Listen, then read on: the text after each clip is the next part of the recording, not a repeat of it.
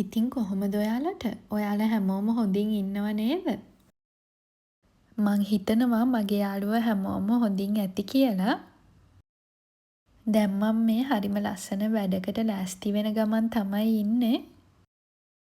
දිගටම වීඩියෝ එකත් එක්ක එකතු වෙලා ඉන්නකො. එතකොට ඔයාලටම බලන්න පුළුවන් මම මේ මොකද්ද කරන්න යන්නේ කියලා.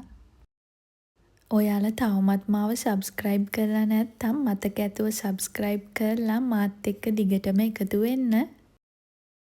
මං අද කෙනෙක්ව සර්ප්‍රයිස් කරන්න තමයි මේ හදන්නේ. ඉතින් ඒ වැඩේට තමයි මම මේ ලෑස්ති වෙන්නේ. ඉතින් ඒ නිසා මං එකටම මගේ බැල්කනි එක හොඳට අස්පස් කරගන්නවා.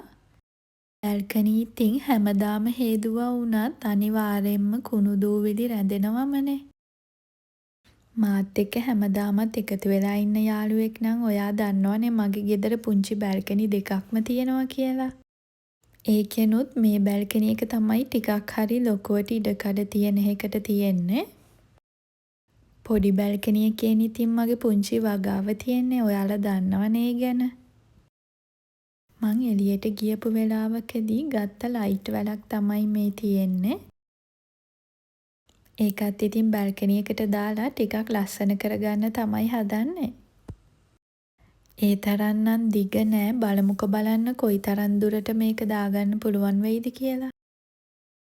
පිටරට ඉතින් අපිටම කියලා ගාඩන් ඒරියා එකක් නෑනේ. ඉතින් මේ හැම දෙයකටම තියෙන්නේ මේ රටවල් වල බැල්කනි එක තමයි. ගෙදර ඇතුළ වගේම මං හරිම ආසයි ඉතින් බැල්කනි එකත් ලස්සනට තියාගන්න. ගෙදර ලස්සන කරන වැඩවලට මං කොහොමත් හරිම කැමතියි. මං දන්නවා මාත් එක්ක එකතු වෙලා ඉන්න මගේ යාළුවොත් අනිවාර්යෙන්ම මේ දේවල් වලට ගොඩක්ම කැමතියි කියලා. මේ වගේ නිදහසේ ගෙවෙන වෙලාවල් වලට මං ඇත්තටම හරිම කැමතියි.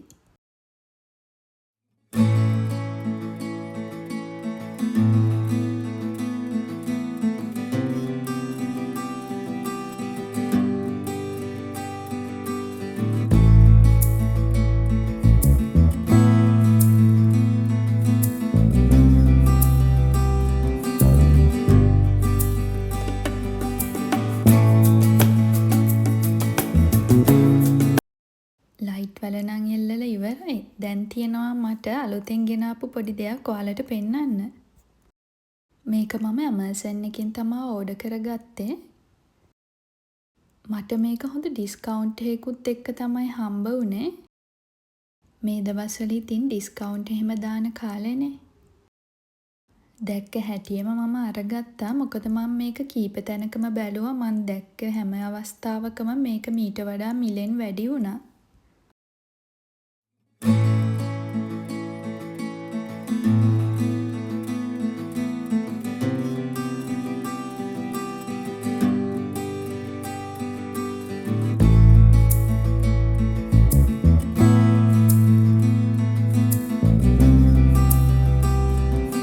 හිතන්නේ නම් බැල්කනි එකට හොඳටම මැචින්. මොකද මගේ තියෙන ටේබල් එක පුටුව එහෙමත් කළු පාටටනේ තියෙන්නේ.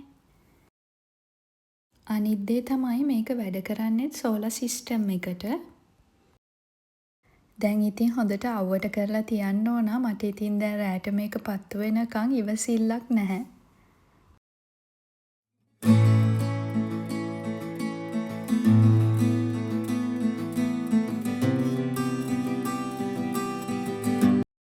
මට මතක විදිහට නම් මට මේ මල් ටික ඔයාලට කලින් පෙන්වන්න බැරි වුණා. මං හිතන්නේ ඔයාලා හැමෝම ඉතින් දන්නවනේ මේ සීනියස් මල්. හැබැයි හරිම ලස්සනට මල් ටික නම් පිපුණා. බැල්කනි එකේ මේ විදිහට මල් පිරීලා තියෙද්දි නම් හරිම ආසයි. බැල්කනි එක අස්පස් කරන වැඩ ටිකත් ඉවරයි. දැන් ඉතින් තියෙන්නේ මගේ හස්බන්ඩ්ව සර්ප්‍රයිස් කරන එක තමයි. පහුණු දවස්වල මගේ හස්බන්ඩ් ඉතින් ගොඩක් කාර්යබහුල වෙච්ච දවස් තමයි ගත වුනේ. අද අපේ ඩිනර් එක මං හිතුවා එයාවත් සර්ප්‍රයිස් කරන්න අද වෙනස්ම විදිහකට arrange කරන්න. බැල්කනි එකත් ලස්සනට ඩෙකොරේට් කරලා මම මේ දැන් ලෑස්ති වෙන්නේ මගේ හස්බන්ඩ් වෙනුවෙන් රසම රස වෙනස් විදිහේ ඩිනර් එකක් arrange කරන්න. මේ වගේ පුංචි පුංචි මොහොතවල් තමයි අපේ ජීවිතේට ලස්සන මතකයන් එකතු කරන්නේ. මං ඉතින් හදාගන්නේ අද සැලඩ් එකකුයි. ඒත් එක්කම කන්න බීෆ් ටිකක් අවන් එකට දාගත්තා.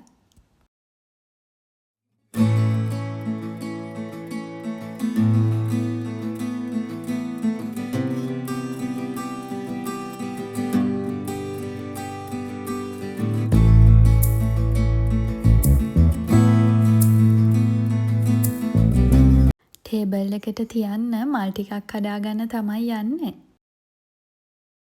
ඔයාලා දැක්කනේ ඉතින් මගේ සීනියස් මල් ටික. දැන් මම මේ ඒකෙන් මල් 2-3ක් හදාගන්න තමයි හදන්නේ.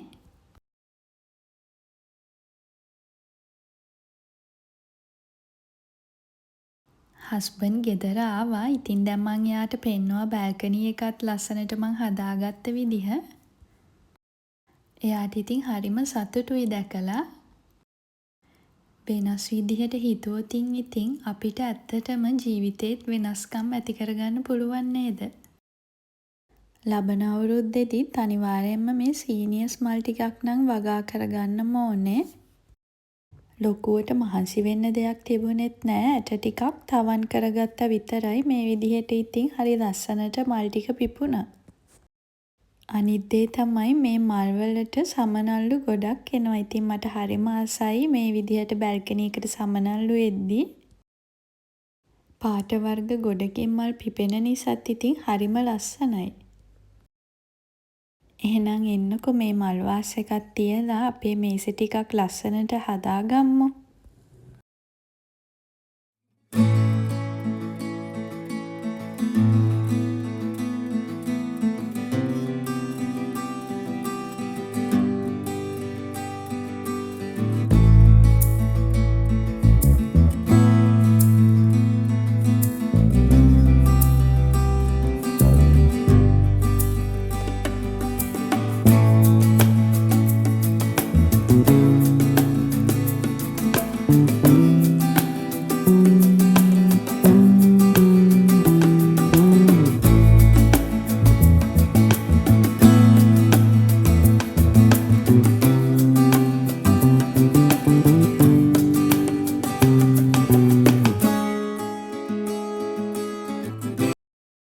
දැන් ඉතින් අපි දෙන්නගේ බැල්කනි ඩිනර් එක ලෑස්ති. මේ විදිහට එළිය තිබ්බට මේ වෙද්දිත් රෑ 8 පහු වෙලා.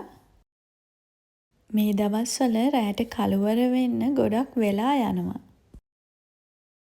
ඉතින් ඒකත් හොඳයි. අපිට ටිකක් රෑ වෙනකන් එළියට වෙලා ඉන්නත් පුළුවන්නේ.